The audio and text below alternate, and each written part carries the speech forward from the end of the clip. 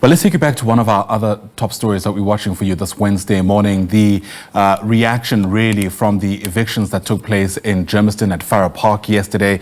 We saw those evictions being effected as the cameras were rolling. And in fact, in many instances, some of the residents saying they were caught off guard. Let's bring in now the Inner City Federation, Siya Mahlangu, who's with us via our video link for a sense of what to make of yesterday's developments. Siya, thanks for your time and patience and welcome to the SABC News channel. As expected, we're seeing this morning some people's belongings still strewn along the streets and the pavements of that low-cost housing residential complex. I suppose with the passage of time, we're able to also kind of mull over what we saw yesterday. What comes up for you just when you consider the manner in which these evictions were carried out? Thank you for having me. I will start by saying that I'm very, very sorry for what happened to those people. And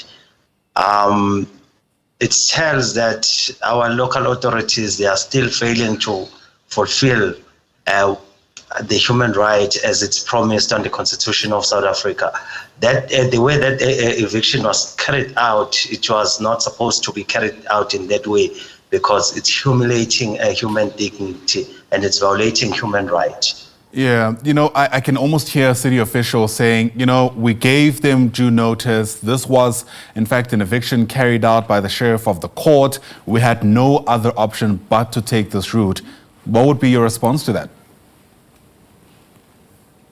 Even they can say that. They should not forget that they've got a constitutional obligation to perform when it comes to housing, especially for those who can't help themselves when it comes to housing. That constitutional obligation can't be taken away from the municipal authority or provincial or national government. That can't be taken away. So they can try to come up with any excuses. As the matter stands now, it's their duty to house those people who have been left homeless by that eviction. Sure, and that was going to be my next question. What obligations there actually are on both parties? I mean, my understanding is that the residents who lived in that complex had agreed that they'd pay rent. Many of them have admitted on camera that they haven't done that for some time.